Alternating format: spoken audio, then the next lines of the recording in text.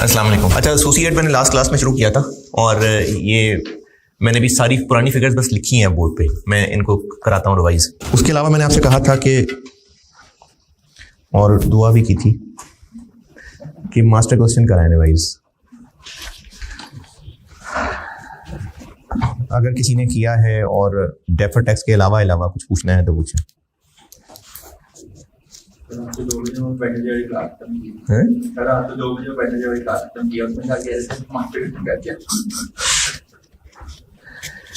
हाँ जी, बाकियों ने अगर किया हो तो। और मसला ही डेफर टैक्स में, इनकम स्टेटमेंट में कि बैलेंस शीट में? इनकम स्टेटमेंट में तो मसला ही नहीं है यार, जो एडजस्टमेंट्स कर रहे हैं हम उन एडजस्टमेंट्स के ऊपर टैक्स भी डालना है बस। हाँ, बैलेंस शीट में बताया अगर किसी ने कुछ पूछना था। चलिए बैलेंस शीट में अगर डेफर टैक्स भी पूछना है तो बैलेंस शीट में डेफर टैक्स एक तो एक्विजिशन डेट पे एडजस्ट हो रहा है, वो ये एडजस्ट हो रहा है कि हम एस की कैरिंग अमाउंट्स की बजाय ग्रुप पॉइंट ऑफ व्यू से उनको फेयर वैल्यूज पे देखना चाह रहे हैं। तो जब उनको फेयर वैल्यू पे बढ़ाएंगे या कम करेंगे तो जो एस ने डेफर टैक्स ऑलरेडी बनाया हुआ है अपनी बुक्स में कैरिंग अमाउंट टैक्स बेस को कंपेयर करके, ग्रुप की नजर से उसको भी बदलना पड़ेगा। तो उसमें जिन जिन आइटम्स में फेयर वैल्यू एडजस्टमेंट की है उन आइटम्स पे डेफर टैक्स भी एडजस्ट होगा। हाँ, अगर उनमें से किसी के बारे में कहा है कि इसका टैक्स इफेक्ट होता ही नहीं है, उस पे नहीं होगा बस। और ये मैंने लास्ट क्लास में बात समझाई थी और मुझे समझाने के बाद खुद भी मजे की लगी कि मैंने तो पहले कभी इस एंगल से खुद भी नहीं सोचा था कि हम जो नेट एसेट्स में प्लस माइनस कर रहे होते हैं फेयर वैल्यू एडजस्टमेंट्स, वो असल में हम लिखते नजर एसेट्स लायबिलिटीज की एडजस्टमेंट कर रहे होते हैं, अदरवाइज हम वो प्रॉफिट्स को एडजस्ट कर रहे होते हैं। क्योंकि हम अगर एसेट को बढ़ा रहे हैं तो ये गेन वाली बात है और हम कहते हैं कि ये प्री एक्विजिशन पुराने लोगों का गेन है, इसलिए हम उनके प्रॉफिट्स में ही ऐड करते हैं। लायबिलिटी को बढ़ाते हैं तो ठीक है, लायबिलिटी को तो बढ़ा देते हैं, लेकिन लायबिलिटी बढ़ाना एक लॉस वाली बात है और ये प्री फेज का लॉस है, तो उसको वहीं नेट एसेट्स के अंदर लेस कर रहे होते हैं। तो जिन जिन एसेट्स और लायबिलिटीज की एक्विजिशन डेट पे फेयर वैल्यू एडजस्टमेंट होगी उनके ऊपर उसी वक्त एक डेफर्ड टैक्स एसेट लायबिलिटी भी क्रिएट होगा। फिर उसके बाद जो जो एडजस्टमेंट्स पोस्ट एक्विजिशन पी के कॉलम में और एस के कॉलम में की हैं उन एडजस्टमेंट्स का टैक्स भी एडजस्ट करना पड़ेगा। यही काम इनकम स्टेटमेंट में भी है कि जो जो हमें इनकम स्टेटमेंट में प्रॉफिट्स में एडजस्टमेंट करनी है सवाल करते हुए और जो जो बैलेंस शीट में प्रॉफिट्स में एडजस्टमेंट्स करनी है उनके ऊपर भी टैक्स आना है। अब वो कैसे आना है, प्लस आना है कि माइनस आना है? अगर हम प्रॉफिट बढ़ा रहे हैं तो टैक्स और बढ़ा देंगे, प्रॉफिट कम कर रहे हैं तो टैक्स कम कर देंगे। ये डेफर्ड टैक्स की एडजस्टमेंट। बाकी मजीद चलो बेहतरी हो जाएगी जब आप IAS 12 कर चुके होंगे, लेकिन तब भी गारंटीड नहीं है कि आप IAS 12 करने के बाद चीते बन गए होंगे। IAS 12 वाली एडजस्टमेंट, डेफर्ड टैक्स वाली एडजस्टमेंट के अलावा अगर मास्टर क्वेश्चन में कुछ पूछना है बैलेंस शीट में, इनकम स्टेटमेंट में, चेंजेस इन इक्विटी में अगर किया है तो पूछें।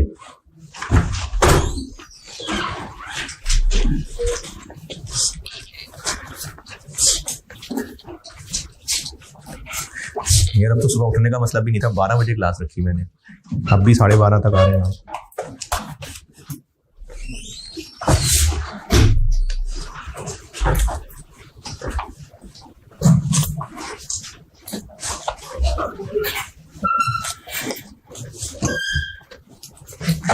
Master question, balance sheet, income statement, changes in equity में कोई एडजस्टमेंट दोबारा पूछनी है तो पूछ लें। हाँ, बस मैं इसलिए बार बार कह रहा हूं ना, आपने चेंजेस इन इक्विटी बनाते हुए जो ओपनिंग बैलेंस निकालने थे वो मैंने आपसे कहा था कि उनको आप ये सोचिए कि पिछले साल की बैलेंस शीट का सवाल होता तो क्या करते, तो वही सोच के किया था। नहीं, वर्क बैक तो नहीं करना था, वर्क बैक नहीं करना।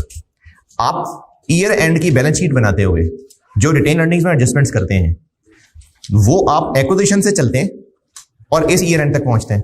ऐसे ही है ना कि फेयर वैल्यू एडजस्टमेंट पे डिडक्शन कितनी को डालनी है, तो अब आपने इस ईयर एंड तक आने की बजाय पिछले ईयर एंड तक आके रुक जाना है, बस वर्क बैक नहीं करना।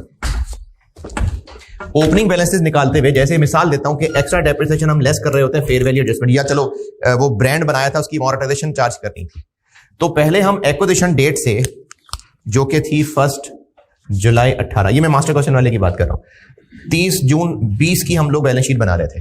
तो जब हम 20 का सवाल कर रहे थे और एस की रिटेन अर्निंग में हमने अमोर्टाइजेशन ब्रांड की 2/5 करनी थी, अब आप सवाल बस 30 जून 19 का समझ के कर लें, वर्क बैक नहीं करना आपने।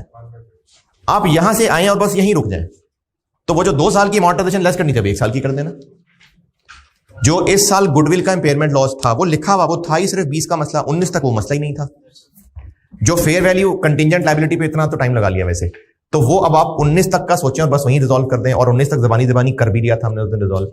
तो आपने वर्क बैक नहीं करना, आप एक्विजिशन से आए और बस 30 जून 19 तक रुक जाए बैलेंस शीट का सवाल, ऐसे निकलेंगे ओपनिंग बैलेंसेस। नहीं 19 का भी था ना, नहीं उनमें जो एडजस्टमेंट सिर्फ 20 की थी वो ओपनिंग बैलेंसेस निकालते हुए इग्नोर होनी थी। जैसे इंपेयरमेंट लॉस है बस, उसके अलावा बाकी सारी चीजें आपको एक्विजिशन डेट से ही आगे चलानी होती है। फेयर वैल्यू एडजस्टमेंट, एक्स्ट्रा डेप्शन वहीं से आगे चलानी है, डेफर्ड कंसिडरेशन का इंटरेस्ट वहीं से आगे चलाना है। कंटिजेंट कंसिडरेशन कहा था कि पिछले साल तक चेंज ही कोई नहीं थी, सारी चेंज इस साल आई, और क्या था?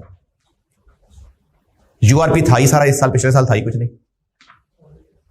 तो जो कुछ भी एडजस्टमेंट थी वो क्लियरली पता चल रही थी। आपने उसी सवाल को लेके एक्विजिशन डेट से वर्किंग करके जैसे करते हैं 30 जून 19 तक रोक देना है बस सवाल कि अगर 30 जून 19 की बैलेंस शीट बनाते तो अदर रिजर्व्स और रिटेन अर्निंग की वर्किंग क्या करते हैं, एनसीआई की वर्किंग क्या करते हैं, बस दोबारा ट्राई करिएगा। सर इसमें भी अगर हमें इंपेयरमेंट लॉस की इंडिकेशन है तो हम इसमें अपनी तो हम मोड में भी चाहते हैं। नहीं ये तो सवाल बैलेंस शीट का भी था ना सारा, तो आप तो एक ही सवाल एक वन गो में कर रहे हैं। उसमें अगर इनकम स्टेटमेंट का सवाल है और जिस साल का नहीं, ओपनिंग बैलेंसेस के लिए इनकम स्टेटमेंट का काम है। मैं कह रहा हूं कि सर अगर गुडविल वो इंपेयरमेंट लॉस की वही बता रहा हूं ना, और एसोसिएट हमें बनानी होती है, चेंजेस इन इक्विटी बनानी होती है। रिटेन अर्निंग उसका इम्पैक्ट आना था, अगर वो उस पे जा ओपनिंग में नहीं आना था तो फॉर द ईयर में आ जाना था। चेंजेस इन इक्विटी में इस साल वाली चीजें इस साल के प्रॉफिट्स में और पिछले साल तक की चीजें ओपनिंग में, तो चाहे इस साल की इंडिकेशन हो चाहे पिछले साल की इंडिकेशन हो, गुडविल की तो वर्किंग करनी पड़ी जानी थी। जी जी जी जी क्यों नहीं माइनस कहाँ गया था? ऐड बैक तो नहीं किया था, हाँ बायर की बुक्स में उसको कहा था कि बस आ गई चीजें, परचेज रिकॉर्ड किया था उसको, इन्वेंट्री डेबिट और क्रेडिट क्रेडिट। देखें जब पी और एस अलग अलग है,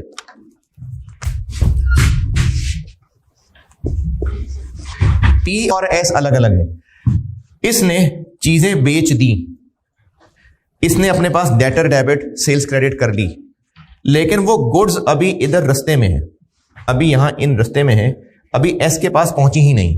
जब पहुंची ही नहीं तो उसने इन्वेंट्री इसको नहीं माना, ये बेच चुका, इसकी इन्वेंट्री अब नहीं रही, इसने खरीदी ही नहीं, इस तक पहुंची नहीं, इसने इन्वेंट्री बनाई नहीं। जब पी और एस की बात करें तो ये बात सही है, लेकिन जब हम कंसोलिडेट करते हैं ना तो हम इनको ग्रुप कह देते हैं।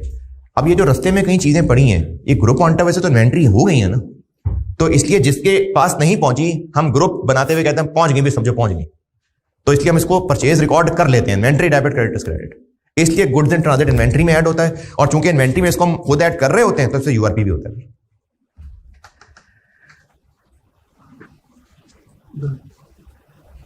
फिर पूछ रहा हूं मास्टर क्वेश्चन, अगर किसी ने करने की जहमत की और किसी एडजस्टमेंट में कोई कंफ्यूजन है, क्योंकि अब आगे जो है ना इन एडजस्टमेंट्स पे बात करने का टाइम नहीं होगा, अब आगे हम लोग और कॉम्प्लेक्सिटीज की तरफ चले जाएंगे, सब्सिडरी खरीद रहे होंगे, बेच रहे, थोड़ी बेच रहे होंगे, थोड़ी और बेच रहे होंगे, फिर इधर बेच देंगे, फिर थोड़ी और खरीदेंगे, फिर और खरीदेंगे, इस तरह की हरकतें करेंगे, तो इन एडजस्टमेंट्स के ऊपर ज्यादा बात नहीं हो सकेगी आगे।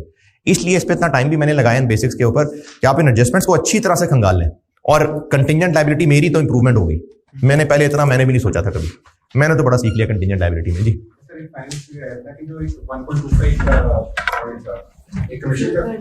कंटिजेंट कंसिडरेशन थी 1.25 वाली,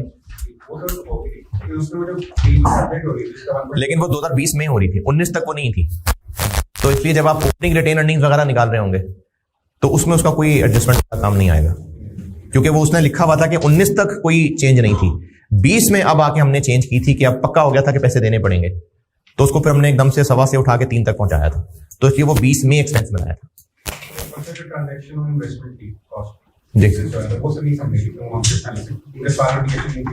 कौन सी वाली?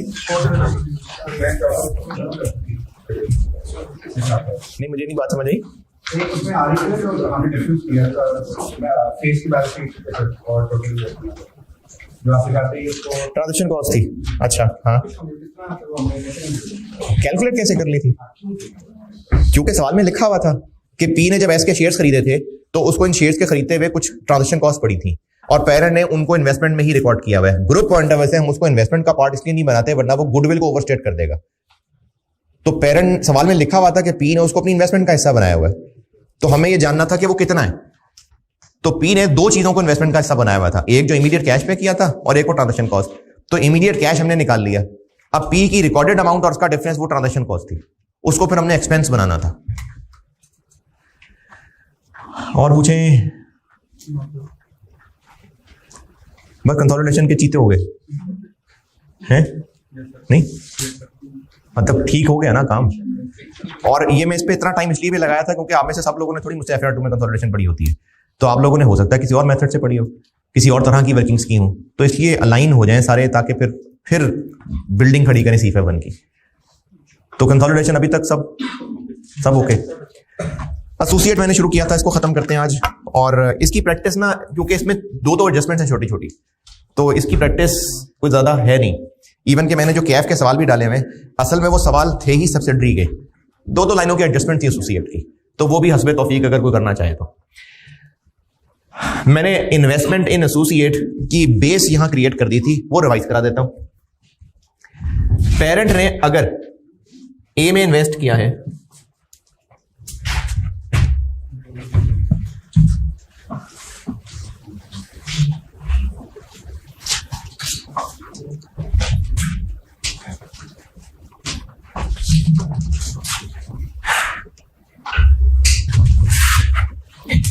पेरेंट ने अगर ए में एसोसिएट में इन्वेस्ट किया हुआ है तो बेशक पेरेंट का उस पर कंट्रोल नहीं है लेकिन सिग्निफिकेंट इन्फ्लुएंस है, और इसके लिए उसको इक्विटी मेथड के तहत अकाउंट फॉर करना होता है। इक्विटी मेथड ये है, मैंने बैलेंस शीट पढ़ानी शुरू की है। इक्विटी मेथड ये है कि जितने पैसे इन्वेस्ट किए थे उतने को एसेट नहीं दिखाएं, एसेट दिखाएं कि आज ए की इक्विटी में हमारा कितना हक है।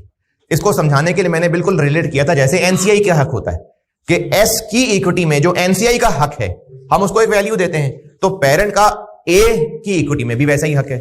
तो ये कॉन्सेप्ट है इक्विटी मेथड का। लेकिन उसको अकाउंट फॉर कैसे करना है, हम जब जबरदस्ती की वैल्यूज लाके इसमें ऐड करेंगे तो उसका दूसरा फैक्ट भी लेना पड़ेगा। तो वो दूसरा फैक्ट ये कि अगर हम समझते हैं कि ए की अदर रिजर्व्स और रिटेन अर्निंग में उस दिन के बाद से, किस दिन के बाद से, जब हमने इन्वेस्ट किया था उस दिन के बाद से उनके अदर रिजर्व्स और प्रॉफिट्स में हमने कुछ अपना हक बना लिया है, तो इन्वेस्टमेंट में ऐड और इधर पी वाले कॉलम में share in A, other reserve में भी और रिटेन अर्निंग में भी ऐड। जहां तक उस दिन बात की थी। अब मैं एडजस्टमेंट बताता हूं। बैलेंस शीट में एसेट्स और liabilities P plus S plus A, क्यों नहीं? कंट्रोल नहीं है, तो एक तो बात के प्लस ए नहीं होगा। अच्छा, जब प्लस ए नहीं होगा तो P और A के आपस में जो पेबल रिसीवेबल हैं वो एलिमिनेट भी नहीं होंगे। P और S को हम एलिमिनेट इसलिए करते थे क्योंकि ग्रुप में ही P और S के रिसीवेबल भी आ रहे होते थे और ग्रुप में ही P और S के पेबल भी आ रहे होते थे। तो ग्रुप की बैलेंस शीट की हद तक एक ऐसा पेबल आ रहा होता था जो ग्रुप का ग्रुप से पेबल भी है और ग्रुप का ग्रुप से रिसीवेबल भी है, उसको उड़ाते थे। जब हमने A के बैलेंसेस को मिलाया ही नहीं साथ, तो इंटर कंपनी एलिमिनेशंस का भी कोई इशू नहीं है। तो आप आइए पेज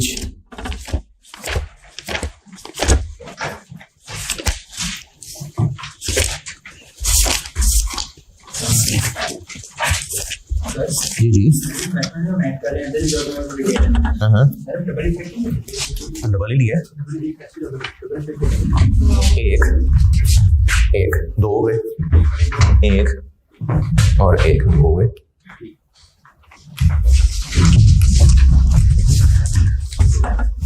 पेज चैप्टर में पेज 24, चैप्टर में पेज 24। अच्छा, एक तो आप इसमें पहली 2-4 लाइनें पढ़ लें, नंबर 1 पढ़ लें, नंबर 3 पढ़ लें। चैप्टर में पेज 24 शुरू वाली 2-3 लाइनें, नंबर 1 और नंबर 3।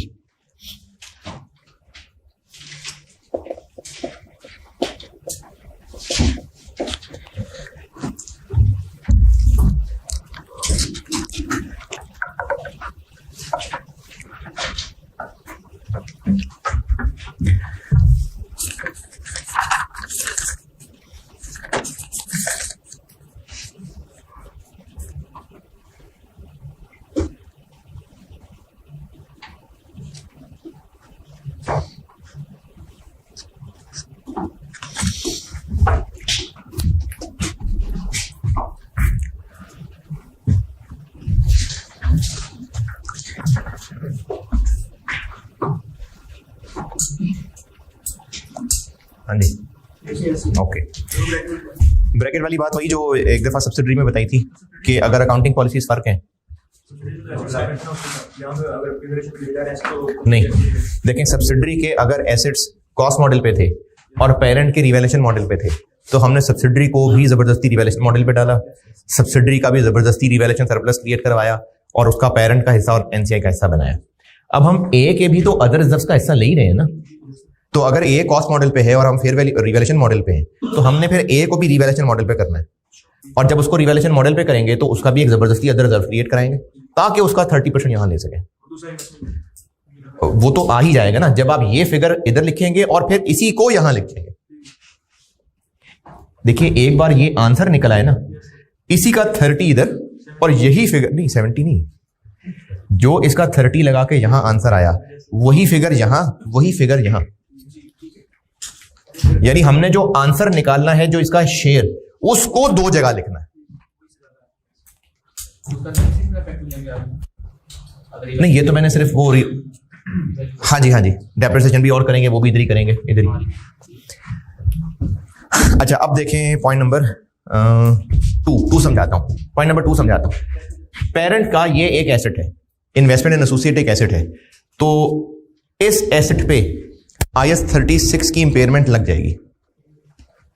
इस पे जब इंपेयरमेंट लग जाएगी तो इसके ऊपर इंपेयरमेंट लॉस भी हो सकता है, और इंपेयरमेंट लॉस होगा तो ये एक लॉस वाली बात है। तो क्या करें फिर, एक एसेट पे इंपेयरमेंट लॉस हो रहा है तो एसेट को कम कर लें और एक्सपेंस बना लें। अब चूंकि इन्वेस्टमेंट इन ए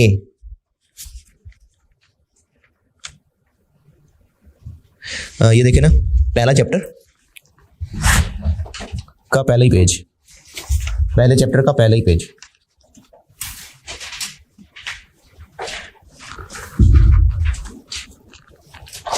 पहले चैप्टर का पहला ही पेज, स्कोप क्या IAS 36 किस पे नहीं लगता, पॉइंट नंबर ई फाइनेंशियल एसेट्स पे नहीं लगता, लेकिन ठीक है इन पे लग जाएगा, यानी इन्वेस्टमेंट इन एसोसिएट पे लग जाएगा। तो इसका इंपेयरमेंट लॉस आपको गिवन भी हो सकता है, उम्मीद है कि गिवन ही होगा। तो वो इंपेयरमेंट लॉस है जैसे इंपेयरमेंट लॉस होता है। तो अब जब इंपेयरमेंट लॉस है तो एक एसेट को इंपेयर करना है, और अगर पी ने रिकॉर्ड नहीं किया तो ठीक है आप कर लें, क्या करें, इसको इंपेयरमेंट लॉस चार्ज करना है। एक एसेट है जिसको इंपेयरमेंट डाउन करना है, यहां से लेस कर लें और पी की रिटेन अर्निंग से लेस कर लें। तो चूंकि ये एक एसेट है बाकायदा, तो वो जो लॉस होगा वो इसी की फिगर बताई होगी। यानी ऐसा इशू नहीं होगा कि जैसे था ना गुडविल का इंपेयरमेंट लॉस कि एनसीआई फेयर वैल्यू पे है तो क्या, प्रोपोर्शनेट पे है तो क्या, ऐसा मसला इसमें नहीं है। ये पी का एक एसेट है बस, तो अगर इसका इंपेयरमेंट लॉस बताया हुआ है तो वो इसी का ही है। तो अगर 500 रुपए है तो बस वो 500 ही है, तो 500 को कहां लिखें, यहां से भी लेस और पी की रिटेन अर्निंग इधर से भी लेस। तो इन्वेस्टमेंट इन एसोसिएट का इंपेयरमेंट लॉस रिटेन अर्निंग की वर्किंग में पी की रिटेन अर्निंग से लेस, और ये इन्वेस्टमेंट इन एसोसिएट की वर्किंग में यहां से लेस। ये पॉइंट नंबर 2 है, ये मैंने एडजस्टमेंट नंबर 2 में लिखा हुआ है।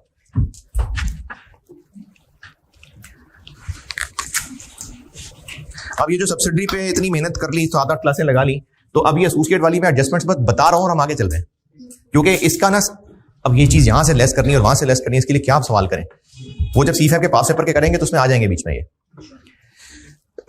Impairment done. अच्छा अब देख लें आप, नहीं पहले जरा आसान आसान से लपेट लूं मैं,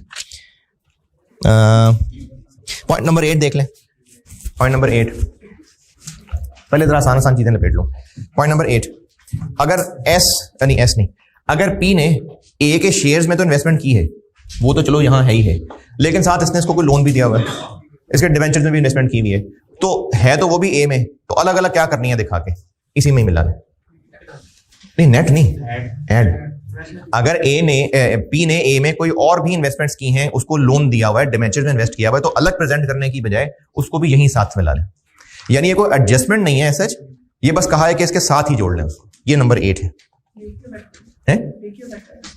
इफेक्ट तो 2 तब आए ना जब हम कुछ एडजस्ट कर रहे हो। ये तो बैलेंस शीट में 2 एसेट्स आ रहे होंगे, उनको कहां मिला के लिख लो बस। अच्छा जी अब आप देख लें, चलें नंबर 7 सिखाता हूं। नंबर 7 ये जो मैंने एक बेसिक क्वेश्चन लिखवाया था ना, इसी का डाटा ले रहा हूं।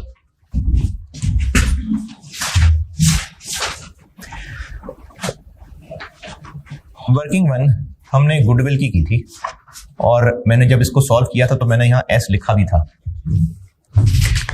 आपने शायद गौर ना किया क्योंकि हम तो निकाल ही एस की गुडविल रहे थे, लेकिन मैंने एस लिखा था इधर करके, कहीं गुडविल की वर्किंग की थी मैंने, शायद एस की गुडविल कर ली थी। अब जब आप गुडविल की वर्किंग करेंगे ना, और सवाल में एसोसिएट भी है, तो आप एसोसिएट की भी गुडविल कैलकुलेट करके देखेंगे। हाँ, बात दफा ऐसा पास्ट में हुआ है कि डेटा पूरा नहीं था, तो फिर गुडविल की वर्किंग को इग्नोर कर दिया। अदरवाइज एसोसिएट की गुडविल की वर्किंग आप कैलकुलेट करके देखेंगे।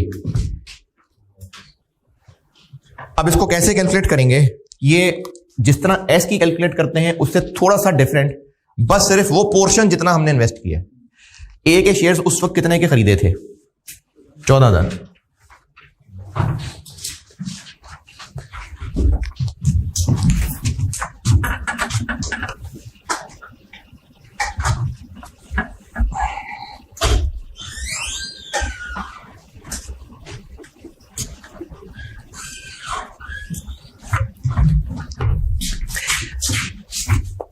ए के शेयर उस वक्त खरीदे थे 14,000 के, और उस वक्त ए की इक्विटी कितनी थी? एक तो ए का कैपिटल था जो कि अभी भी है 30, और ए के अदर रिजर्व्स उस वक्त कितने थे? प्रीमियम भी है शायद, प्रीमियम भी है 3,000। उस वक्त अदर रिजर्व्स कितने थे? ये थे 2,000। उस वक्त रिटेन अर्निंग कितनी थी? ये 5,000। टोटल 40 30 12 2।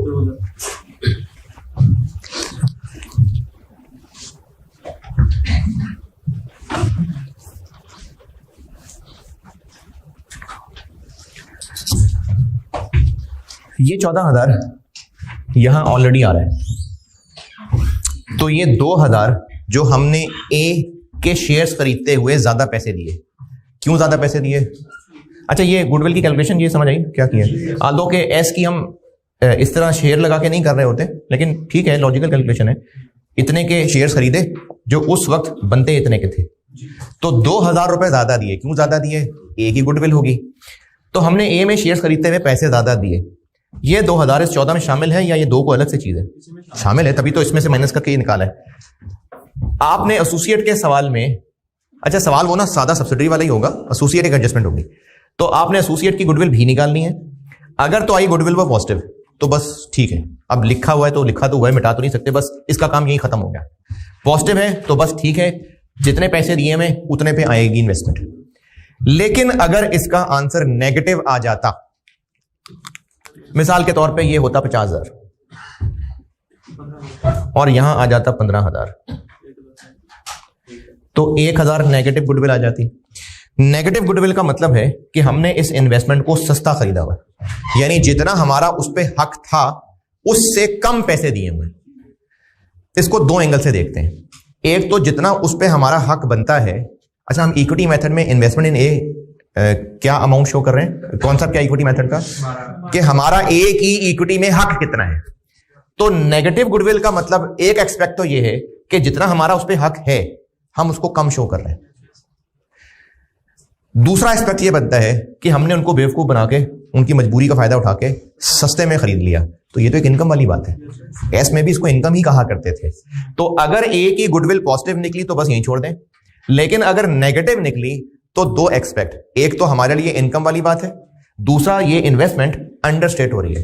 तो नेगेटिव आंसर निकला तो उसको यहां ऐड कर देंगे, और ये अपनी इनकम है, इसको इनकम बना लेंगे। अगर गुडविल की वर्किंग की आंसर पॉजिटिव आया तो यहीं छोड़ दें, लेकिन अगर नेगेटिव आंसर आया तो उसको इन्वेस्टमेंट इन ए वाली वर्किंग को बढ़ा देंगे ताकि वो पूरी फिगर पे वापस आ जाए, और पेरेंट के लिए एक इनकम है। ये नंबर मैंने आपको बता दिया 7।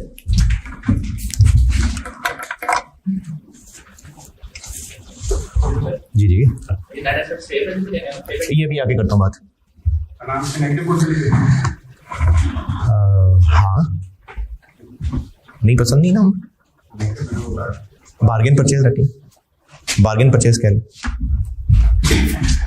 तो गुडविल की वर्किंग का आंसर अगर नेगेटिव आया तो पॉजिटिव आया तो छोड़ दें, नेगेटिव आया तो ये एक पेरेंट के लिए इनकम है, वहां रिटेन अर्निंग में ऐड कर दें और इन्वेस्टमेंट में ऐड कर दें ताकि ये पूरी फिगर पे शो हो जाए।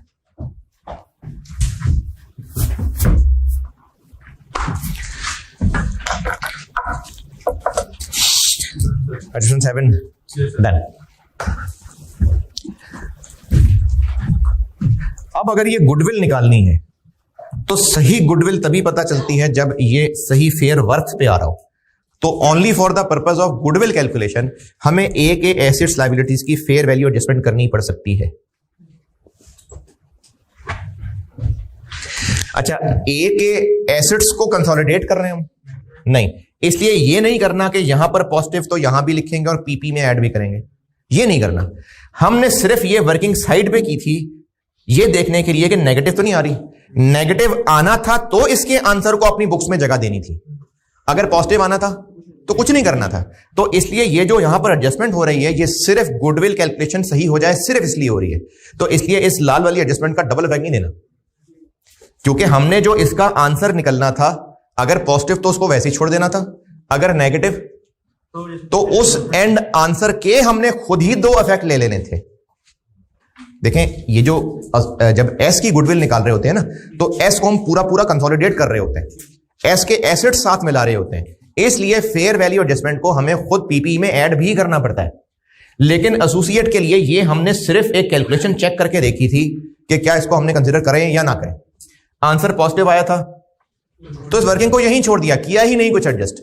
नेगेटिव आया तो हमने सिर्फ इस एंड 1000 आंसर को ही खुद से दो जगह लिख लिया, इन बाकियों को कहीं अपनी बुक्स में जगह नहीं दी हमने। इसको 30,000 को और इसको कोई एस के इन चीजों को एनसीआई में साथ मिलाया होता है और अपनी इन्वेस्टमेंट के अगेंस्ट नॉक ऑफ किया होता है। यहां पर तो ऐसा कुछ नहीं हो रहा, ना हम अपनी इन्वेस्टमेंट को नॉक ऑफ कर रहे हैं ना कोई एनसीआई की तरह की चीज ले रहे हैं। तो इसलिए इस वर्किंग में ये लाइन सिर्फ इसलिए आएगी ताकि गुडविल कैलकुलेट हो सके। अब अगर गुडविल पॉजिटिव आ गई तो बस ये वर्किंग वैसी फारिग है, और अगर नेगेटिव आ गई तो 1000 रुपए को ही हम खुद दो जगह लिखेंगे। तो इसलिए इसका कोई दूसरा फैक्ट लेने की जरूरत नहीं है। तो अगर कोई फेयर वैल्यू एडजस्टमेंट ए के एसेट्स पे बनती भी तो उसको यहां लिखेंगे। अच्छा, अब जब हम फॉर गुडविल कैलकुलेशन इसको लिफ्ट करा रहे हैं, यानी हम कहते हैं कि ए के एसेट्स सही बुक्स वैल्यू पे नहीं आ रहे, ये फेयर वैल्यू एडजस्टमेंट बनती है। तो इसी तरह से जब ए के प्रॉफिट्स में हिस्सा लेने लगेंगे तो उनमें फिर इस फेयर वैल्यू एडजस्टमेंट की डेप्रिसिएशन भी डालनी पड़ेगी। जब हम गुडविल की कैलकुलेशन सही करने के लिए ए के एसेट्स लायबिलिटीज की फेयर वैल्यू एडजस्टमेंट कर रहे हैं, बेशक उसका दूसरा फैक्ट हम नहीं ले रहे। क्यों नहीं ले रहे? से तो बैलेंस शीट आउट हो जाएगी। नहीं, आउट नहीं होगी। हम कौन सा एसेट्स कंसोलिडेट कर रहे हैं? हम तो इसके एंड आंसर को ही देख रहे हैं कि दो फैक्ट लेने हैं या इग्नोर कर देना है। तो जब हम गुडविल की कैलकुलेशन के लिए इस चीज को लिफ्ट करवा रहे हैं तो फिर जब ए के इस आंसर को 30% करके जो आंसर आएगा 3300, उस 3300 के हम दो फैक्ट ले रहे होंगे, एक यहां और एक यहां। इस कॉलम में जो चीजें हैं उनका दो फैक्ट नहीं है, इसका जो आंसर निकल रहा है हम उसके खुद से दो फैक्ट शामिल कर रहे हैं। अच्छा, एस का जो कॉलम होता है जो कुछ यहां अंदर अंदर कर रहे होते हैं उसका दूसरा फैक्ट बैलेंस शीट में कहीं और भी कर रहे होते हैं। अगर एक्स्ट्रा डेप्शन ले रहे होते हैं तो फिर पीपी में भी एडजस्ट कर रहे होते हैं, अगर एमोर्टाइज कर रहे होते हैं तो ब्रांड को भी कम कर रहे होते हैं। लेकिन इसके अंदर जो कुछ भी चीजें हैं वो सिर्फ यहीं पर कैलकुलेट हो रहा है। एक बार जो ये आंसर 3300 निकल आएगा उस 3300 को हम दो जगह रिकॉर्ड करेंगे। तो इसलिए यहां पर चूंकि सिर्फ गुडविल कैलकुलेशन के लिए इस लाल वाली फिगर को डालना था तो कोई डबल इफेक्ट की जरूरत नहीं है। इसी तरह से हम जब इनकी एडजस्टमेंट यहां कर रहे हैं तो फिर ए के इस कॉलम में हम एक्स्ट्रा डेप्रिसिएशन भी इसकी एडजस्ट करेंगे और इसका दूसरा फैक्ट नहीं, अभी जरूरत नहीं है। एक बार जब इसका आंसर आ जाएगा, लेट्स से ये 200 है तो फिर ये निकल आया 10,800, फिर उसका जब इधर 30% लगा के आंसर आएगा लेट्स से 3230, तो फिर वो 3230 यहां और 3230 यहां लिखेंगे। ये मैंने आपको बताई है एडजस्टमेंट नंबर 5A और 5B। ये दोनों पहले पढ़ लें फिर उसके बाद पूछना जो पूछ रहे हैं।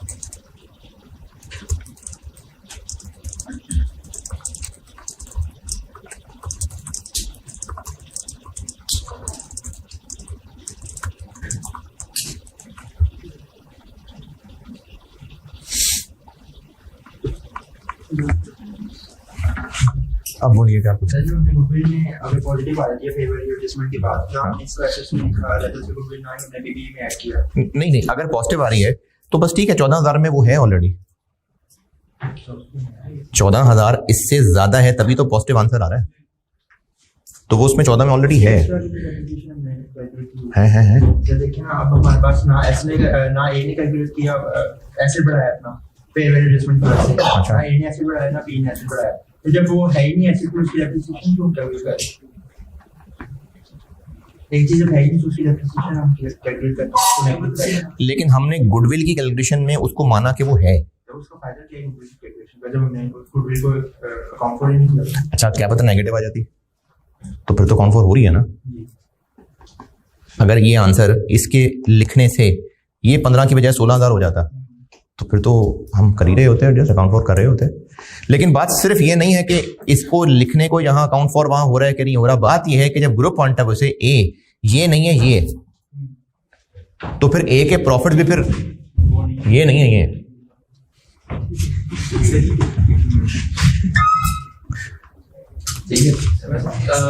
कोई परसेंटेज ऑफ ए जो हमारी गुडविल पर हमने परचेज की, हमारी परचेज को नहीं होनी चाहिए वैसे ऐसे। गुडविल हमने परचेज नहीं की, इन्वेस्टमेंट किया और हम इक्विटी में हमने शेयर्स में इन्वेस्टमेंट किया है, हमने शेयर्स में इन्वेस्टमेंट किया है। इक्विटी में हम बता रहे हैं कि हमारी इन्वेस्टमेंट सोच में इतना हक है, तो उसकी एसोसिएट की इक्विटी में इतना हमारा हक है। बेसिकली नेट एसेट्स में, हाँ नेट एसेट्स में उसका गुडविल परचेज गुडविल में जो परसेंटेज उसमें हमारा हक नहीं है, तो वो इसमें कवर्ड है ना। अगर इसका आंसर पॉजिटिव निकला तो एसोसिएट की एक गुडविल है, तो वो फिगर इसमें शामिल है ना। तो जब शामिल है तो हम 14,000 शो कर रहे हैं, तो हमारा उसके एसेट्स में हक है, गुडविल में भी हक है, तो वो हक इसमें ऑलरेडी शामिल है। Adjustment 5AB। अच्छा जी, आसान सारी हो गई। चले मुश्किल वाली बताता हूँ, है 5 में 5B में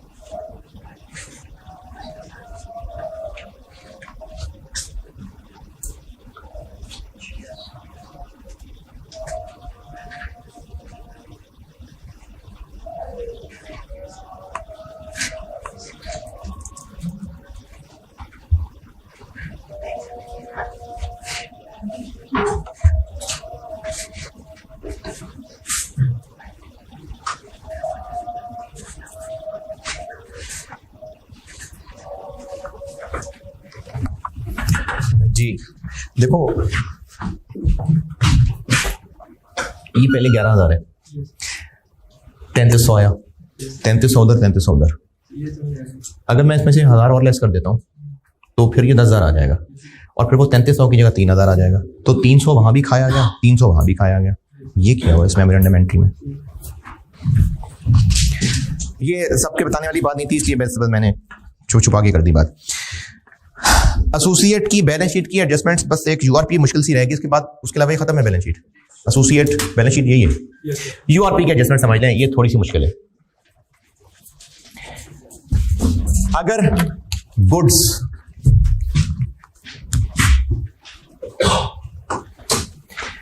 ए ने बेची है पी को,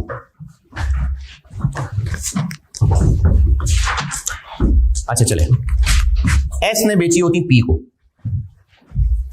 और उनके ऊपर यूआरपी 600 रुपये आ रहा होता, चलो तो इस 600 की क्या एडजस्टमेंट करते हैं? एस ने पी को बेची होती, एस की रिटेन अर्निंग से माइनस करते 600 और इन्वेंट्री से 600 माइनस करते।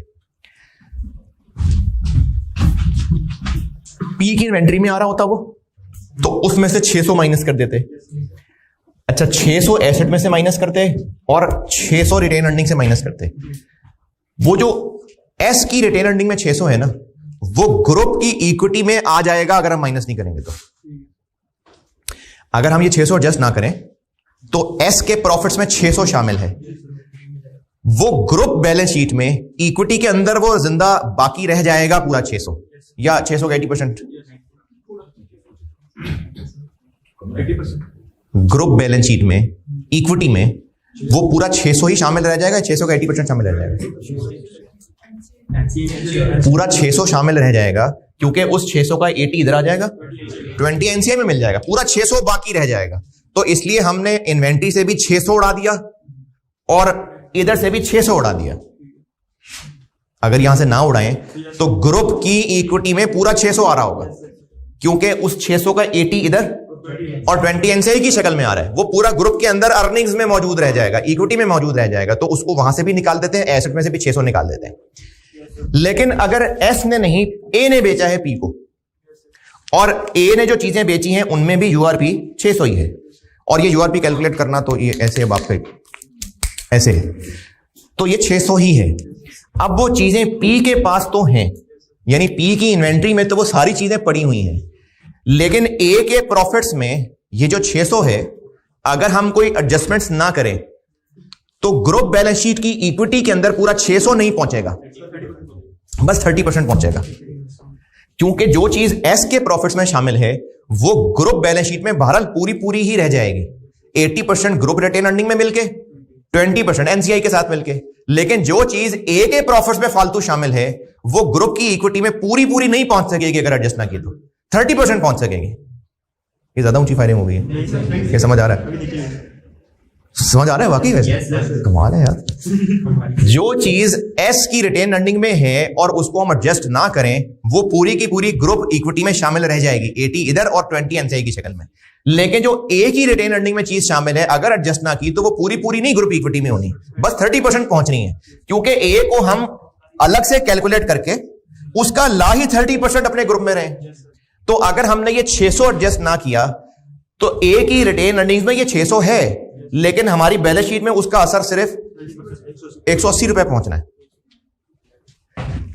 बेशक पी की इन्वेंट्री में वो पूरी चीजें शामिल हैं, लेकिन यूआरपी को एलिमिनेट इसलिए करते हैं कि ग्रुप की बैलेंस शीट में, अच्छा मैं समझा रहा हूं, वरना करना तो वही है जो लिखा हुआ है, मैं समझाने की कोशिश कर रहा हूं। हम यूआरपी इसलिए रिवर्स करते हैं कि जो ग्रुप के एसेट्स में एक अमाउंट आ रही है उसमें कोई प्रॉफिट लोडेड है जो इधर भी है और ग्रुप की इक्विटी में भी पड़ा हुआ है, इसलिए दोनों जगह से उड़ाते हैं।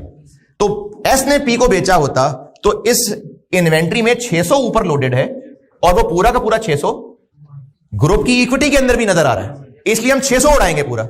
लेकिन अब जब ए ने पी को बेचा है, इधर बेशक आपको 600 पूरा ओवरलोडेड नजर आ रहा है, लेकिन इक्विटी में पूरा 600 नहीं है, सिर्फ 180 है, तो वहां से आप 600 नहीं उड़ा सकते। जब वहां से सिर्फ 180 उड़ाएंगे तो यहां से भी फिर 180 ही उड़ा सकेंगे। तो जब ए ने पी को बेचा होगा तो आप यूआरपी कैलकुलेट तो वैसे ही करेंगे जैसे पहले करते हैं, लेकिन इस पे फिर लगा देंगे 30% और ट्रीटमेंट 180 की करेंगे, 600 की नहीं। और ट्रीटमेंट क्या करेंगे, ये इधर से माइनस कर देंगे और चूंकि पी की इन्वेंट्री में पड़ा हुआ है तो पी की इन्वेंट्री से माइनस कर देंगे। हम ना, ए हमारी बुक्स का हिस्सा है नहीं, एस बहरहाल हमारी बुक्स का हिस्सा होता था, 80 इधर 20 उधर, ए हमारी बुक्स का हिस्सा ही नहीं है। हमने तो सिर्फ कह लो साइड पे एक कॉलम बनाया, जो उस कॉलम का एंड आंसर आना है उसको हमने अपनी बुक्स में लाना है। तो हम जो यहां 3300 लाए हैं, इस 3300 में 180 छुपा हुआ आ गया है, वो 180 निकाल रहे हैं। तो इसलिए इधर से इधर, अगर आप यहां से 600 उड़ा देंगे ना तो आप फ्लो में वहां से भी 600 ही उड़ा जाएंगे, क्योंकि आप 600 लिख जाएंगे। तो इसलिए आप वहां से 180 उड़ा रहे हैं, तो फिर आप यहां से भी 180 ही लेस करें।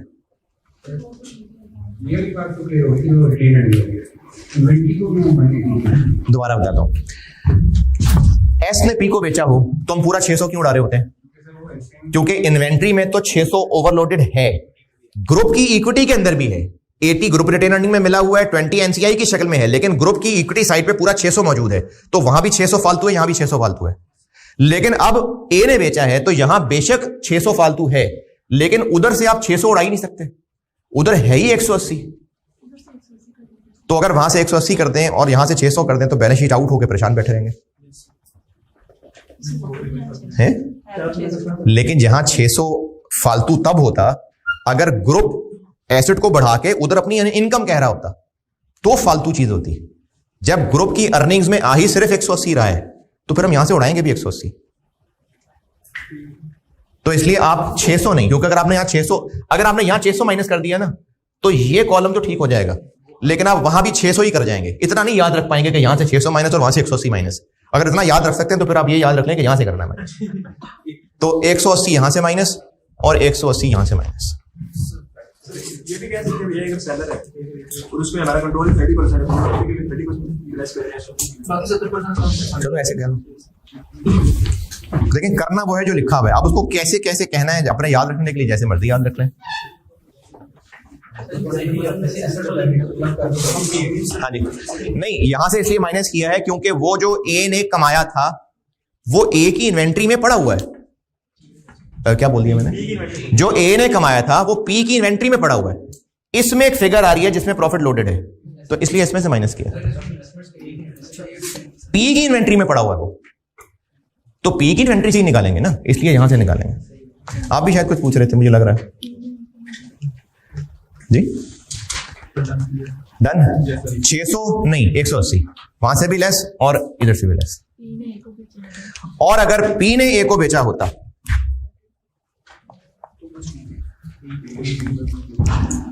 तो ये इन्वेंट्री ए के पास पड़ी होती। जब ए के पास पड़ी होती तो यहां इन्वेंट्री तो आई नहीं रही। ये तो थोड़ी और गहरी बात है। ए टू पी ओके, नहीं ओके तो करना वही है जो लिखा हुआ है। अगर पी टू ए है तो ए के पास पड़ी हुई इन्वेंट्री है, लेकिन ए की इन्वेंट्री हम यहां तो नहीं ला रहे।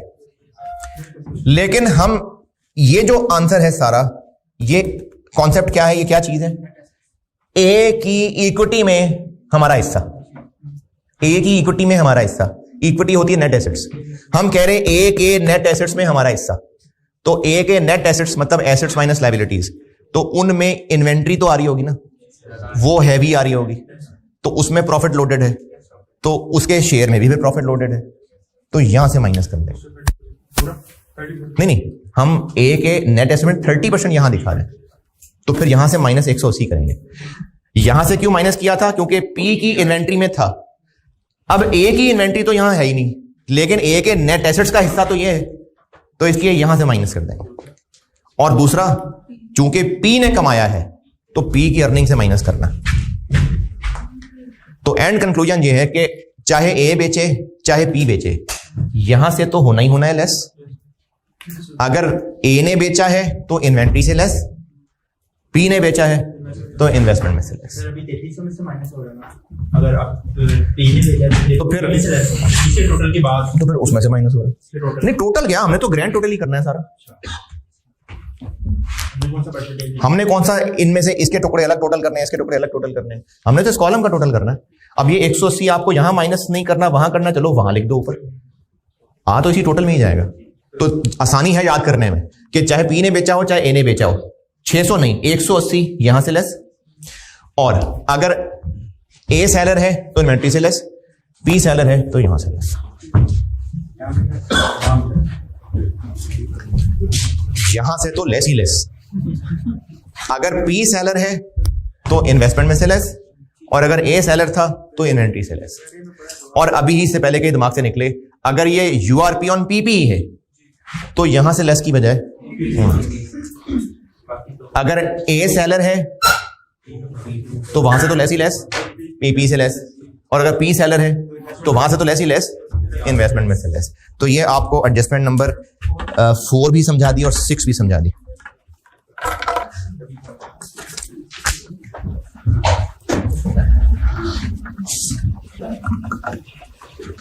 जी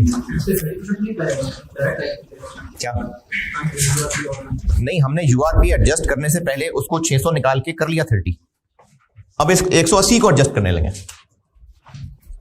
यानी जैसे पहले निकाला करते हैं ना यूआरपी, वैसे ही निकलेगा, फिर उस पर 30 लगा देंगे और अब जो आंसर आएगा उसको एडजस्ट करना है।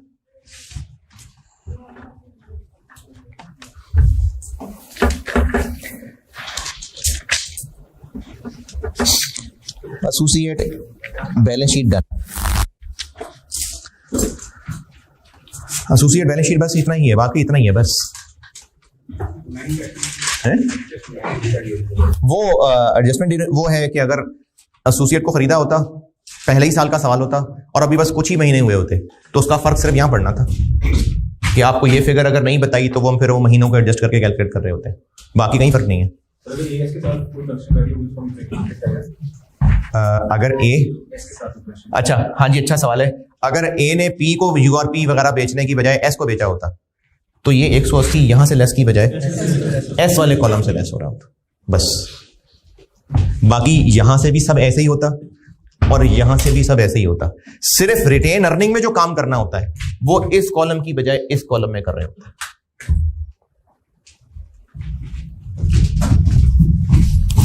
अच्छा ये ना कहीं लिख लें ये बात, मुझे लगता है कि शायद आगे मैंने कहीं लिखी हुई है या पता नहीं लिखी हुई है, मुझे याद नहीं आ रहा, शायद लिखी है कहीं, फिर भी एहतियातन आप कहीं लिख लें अपने पास। क्या लिखना है? ये जो हमने पी और ए का सब कुछ पढ़ा है, अगर पेरेंट ने ए में 30% की बजाय एस ने ए में 30% किया होता तो सब कुछ ऐसे ही होता, सब कुछ। बस सिर्फ जो हमने इस कॉलम में ये काम किया है वो इस कॉलम की बजाय इस कॉलम में करते हैं। सब ये सारा काम, ये सारा कुछ उठा के इस कॉलम में आता है, बाकी सब ऐसे ही होता है। अगर बी ने ए में किया होता ये वाली बात तब भी अभी ऐसी है ना, अगर बी ने ए में इन्वेस्ट किया हुआ है और एस और ए अपना ट्रांजैक्शन कर रहा है। जी यानी असल में जवाब तो मैं उसी बात का दे रहा था, लेकिन उसके साथ कनेक्ट करके मैंने फिर कह दिया कि चलें अभी लिख ही लें।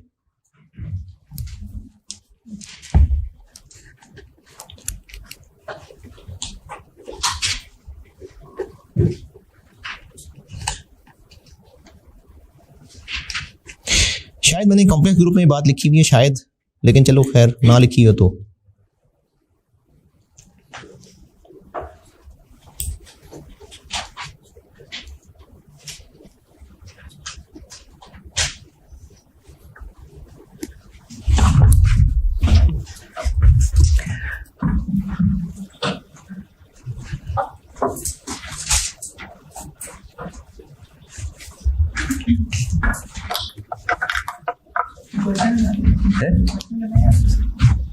नहीं इसका क्वेश्चन करना है क्या? बस वो पास पेपर्स में आएंगे जो बीच में आ जाएंगे, बहुत है। एसोसिएट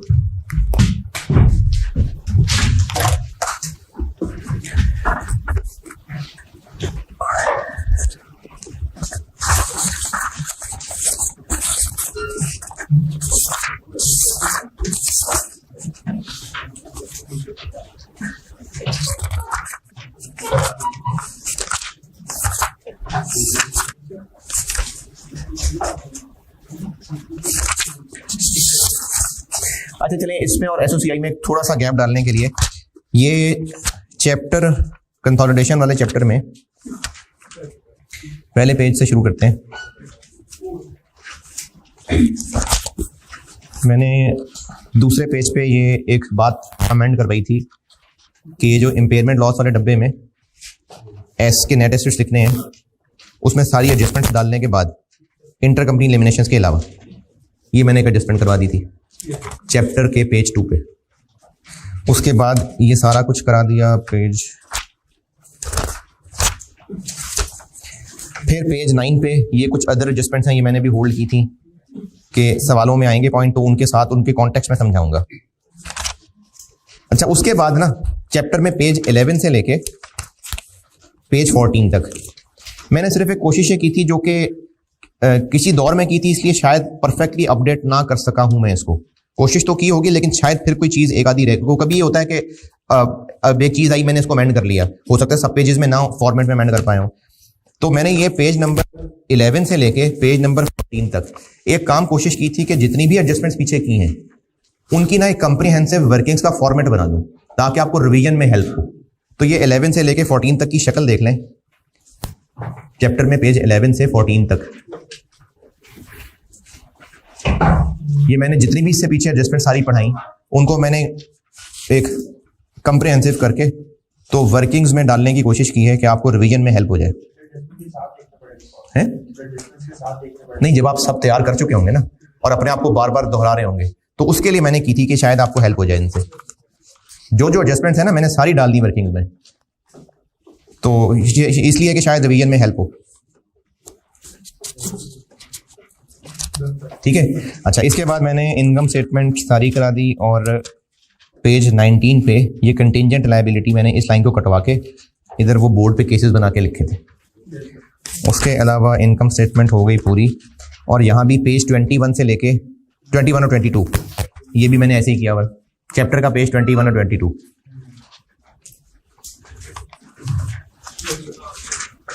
सारी एडजस्टमेंट्स मैक्सिमम करके डाल दी कि आपको रिवीजन में हेल्प हो। 21 22 अच्छा, उसके बाद ये 23 भी हो गया था। उसके बाद ना आप आइए प्रैक्टिस क्वेश्चंस में पेज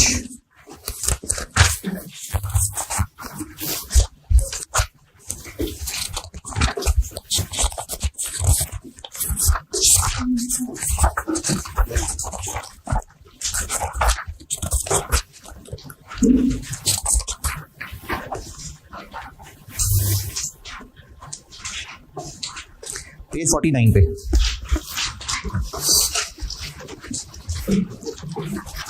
प्रैक्टिस क्वेश्चंस में पेज 49 जी 10 और 11 पेज 49 और 50 प्रैक्टिस क्वेश्चन में।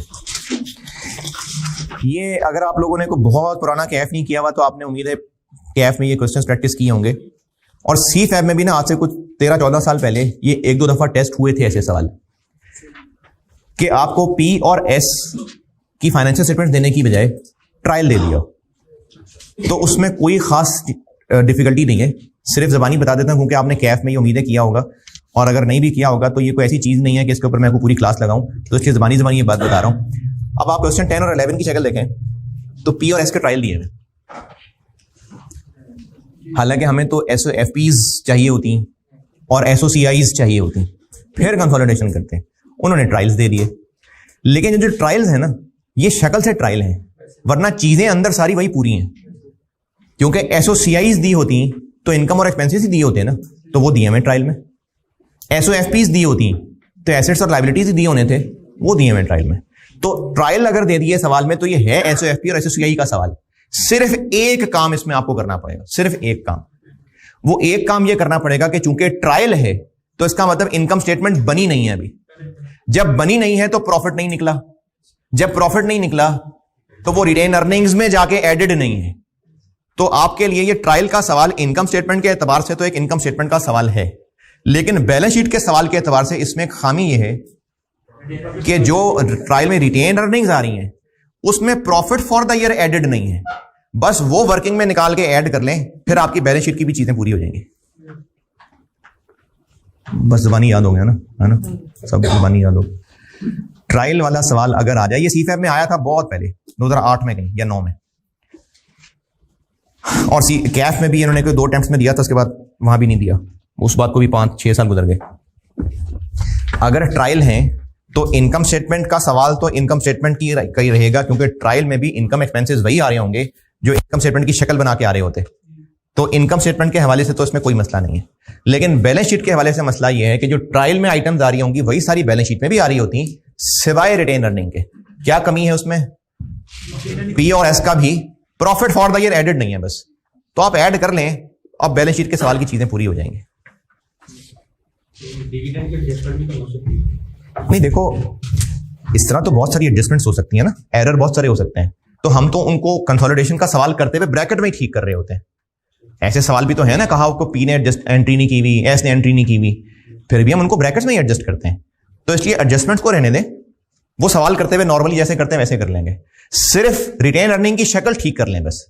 तो जो आपको प्रॉफिट फॉर द ईयर निकाल के रिटेन अर्निंग में एक बार ऐड कर लिया, बस अब ये सवाल सादा सवाल बन गया। अब इसको आगे चलाएं जैसे चलाते हैं। तो सिर्फ ये एक काम करना पड़ेगा कि जो प्रॉफिट फॉर द ईयर है वो आप निकालें, ट्रायल में दी हुई रिटेन अर्निंग में ऐड कर दें, अब ये नॉर्मल बैलेंस शीट का सवाल बन जाएगा।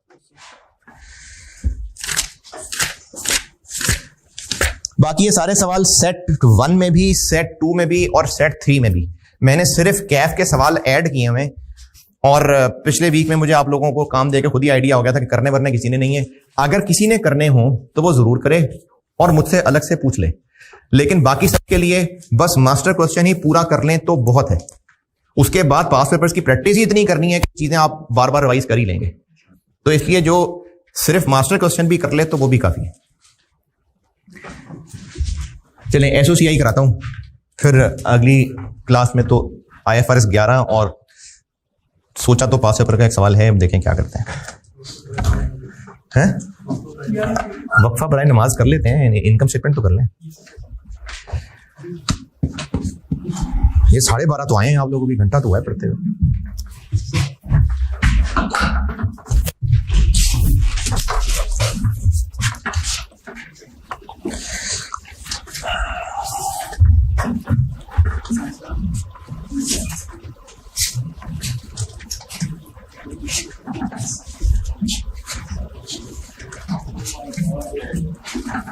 क्या हुआ?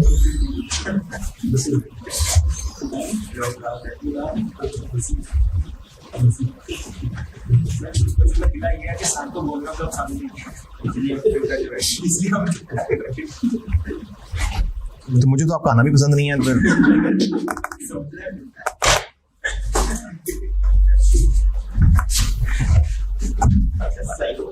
लेकिन सब पसंदीदगी पे चीजें नहीं होती ना।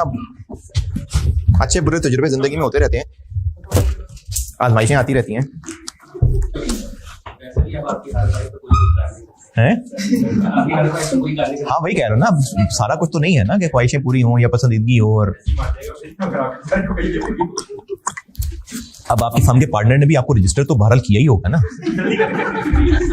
तो वो भी एक बुरे दिल से कर लिया होगा उसने, वो फर्म तो चलानी है।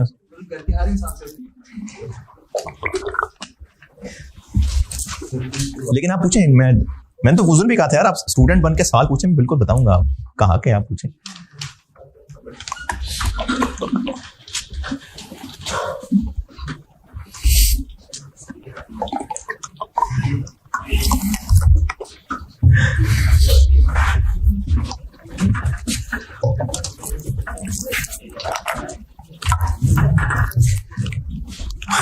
एसोसिएट एसोसीआई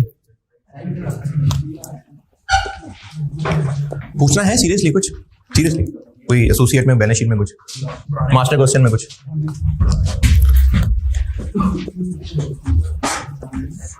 ये भी एक सिंपल सी एग्जांपल से बताता हूं।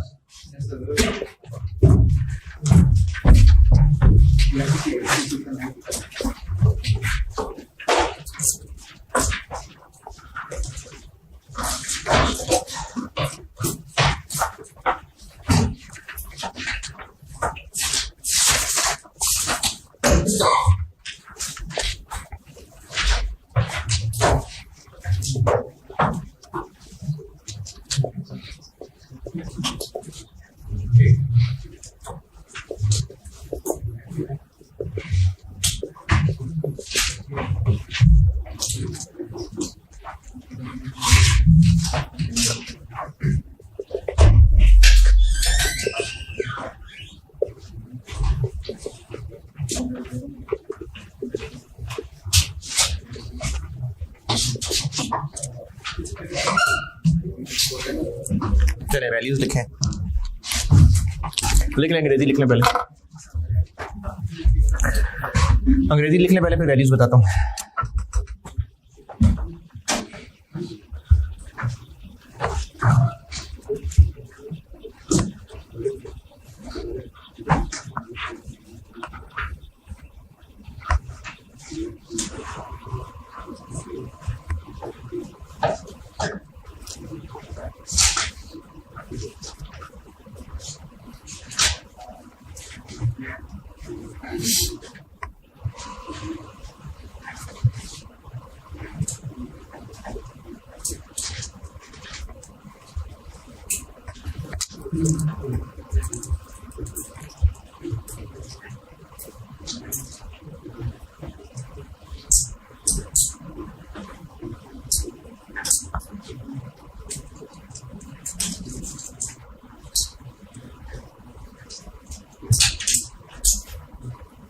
जी नोटेड।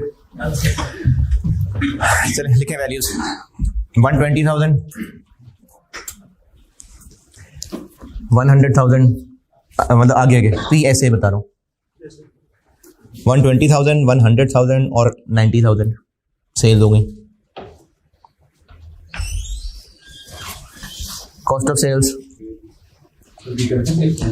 सेल्स बताइए मैंने पहले PSA 120,000, 100,000 और 90,000। कॉस्ट ऑफ सेल्स 95,000, 78,000 और 70,000। जीपी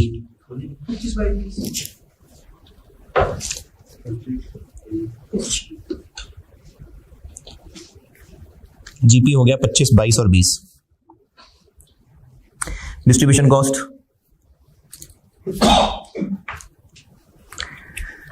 5, 4, 3, 5,000, 4,000, 3,000।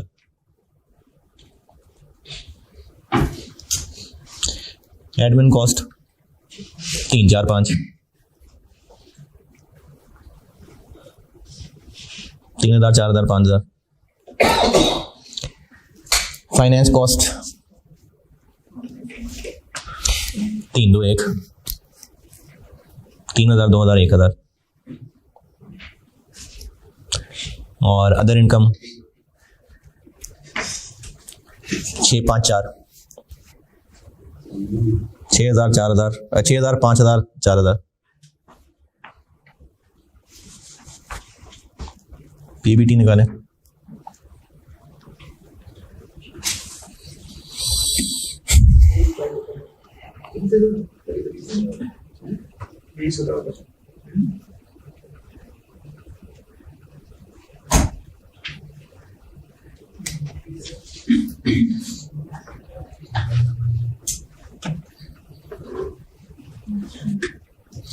हाँ जी 20, 17 के 18, 17, अच्छा 5 है, ठीक है। 20, 17 और 15। टैक्स कर लें 7, 6, 5।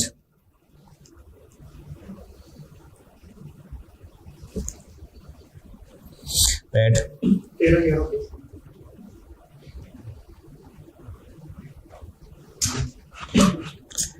13, 11 और 10 है। 13, 11, 10 ना। फिर कर लें फेयर वैल्यू गेन। P का कर लें 5,000, S का कर लें 3,000 का लॉस और A का कर लें 4,000 का गेन। चलिए टोटल कंप्रिहेंसिव इनकम 18, 8 और 14।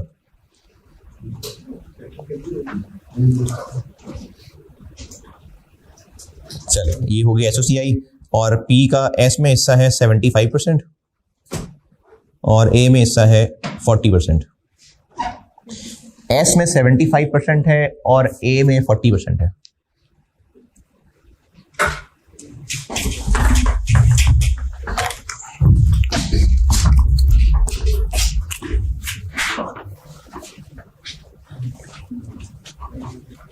S का पैड कितना?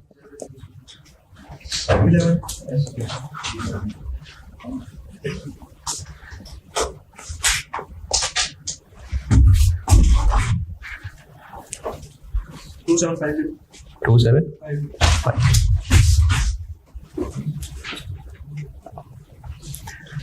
Sales P plus S plus A नहीं बस 220। कॉस्ट ऑफ सेल्स बस P प्लस S 90 प्लस नहीं 95 plus 78 173। GP 47। Distribution cost P plus S 9। Admin cost 3 plus 4 कितना 7,000। Finance cost 3 plus 2 3 plus 2 5 5,000.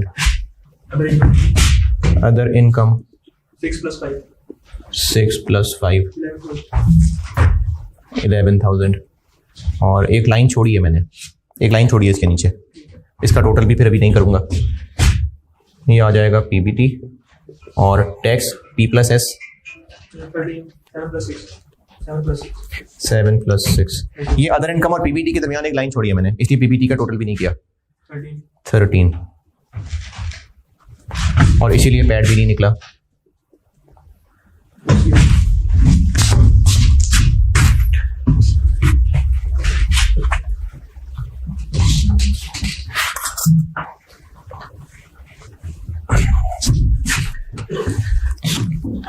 इधर से आगे चल रहा हूं।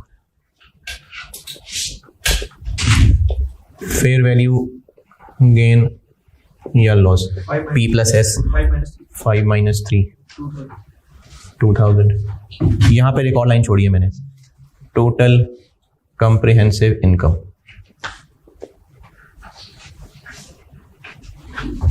दो लाइनें खाली छोड़ी हैं, एक मैंने पीबीटी से ऊपर और एक ये इसके नीचे, ये दो लाइनें छोड़ी हैं मैंने भी। और profit attributable to shareholders of P NCI working one. जो पैट होगा ये वो होगा, और ये आ गया 2750। Total comprehensive income attributable to shareholders of P और एनसीआई, और एनसीआई 2750 प्लस ये 3000 माइनस 3000 का 75। इधर एंड अंतर 500। yes 500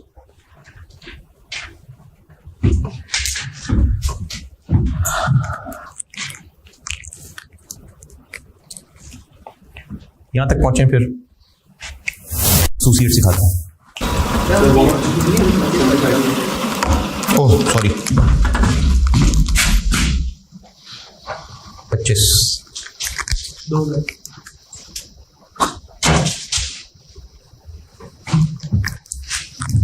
ठीक है, noted. P plus S plus A क्यों नहीं? क्योंकि हम कंट्रोल नहीं कर रहे हैं उसको, तो हम उसके इनकम और एक्सपेंसेस पे फिर अपना हक भी नहीं जिता रहे। बैलेंस शीट में क्या कर रहे थे, उसके अदर रिजर्व्स तब से आज तक के और रिटेन अर्निंग्स तब से आज तक की, उस पे 30 लगा के अपने साथ मिला रहे थे। तो वो अदर रिजर्व्स थे, यहां ओसीआई, वहां रिटेन अर्निंग्स थी, यहां पैड। तो जो बैलेंस शीट में काम कर रहे थे बस उसी का फॉर द ईयर यहां कर लेते हैं कि एसोसिएट के प्रॉफिट आफ्टर टैक्स में अपना हिस्सा बना के अपने प्रॉफिट आफ्टर टैक्स में मिला लेते हैं, और उसकी ओसीआई में अपना हिस्सा लगा के अपनी ओसीआई में मिला लेते हैं। तो एसओसीआई के फेस पे दो लाइन आइटम्स आ जाएंगी, एक आ जाएगी पीबीटी से ऊपर शेयर फ्रॉम एसोसिएट, और अभी तो एक लाइन ही है लेकिन फिर भी मैं इसकी वर्किंग कर देता हूं। ए का पैड कितना? 10। और इस पे शेयर लगा दें तो 4000। ए के प्रॉफिट में हमारा हिस्सा वो यहां आ जाएगा,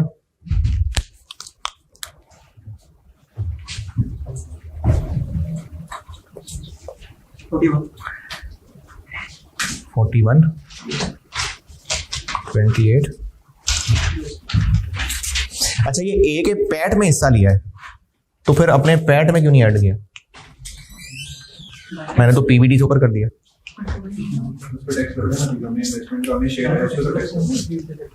उस पर टैक्स टैक्स तो मेरा ले लिया ना, उसके टैक्स का हिस्सा तो हमने पैट का हिस्सा ले लिया, उस पर कौन सा टैक्स लगना है? हाँ मतलब डेफर टैक्स आ सकता है, डेफर टैक्स बनना है उस पर, तो इसलिए इसको हम पीबीटी से ऊपर रख रहे हैं, उस पर डेफर टैक्स वगैरह आना होगा। और अगर डेफर टैक्स की बात अभी फिलहाल छोड़ भी दें तो एसोसिएट के प्रॉफिट्स में हिस्सा लगा के उसको हम अपनी इनकम ही कह रहे हैं, तो इनकम ही कह रहे हैं तो इसलिए ऊपर ही लिख रहे हैं ना। तो ये उससे ऊपर आना है। बहरहाल वो एसोसिएट का डेफर्ड टैक्स भी होता है। एक ये लाइन आएगी, उसके बाद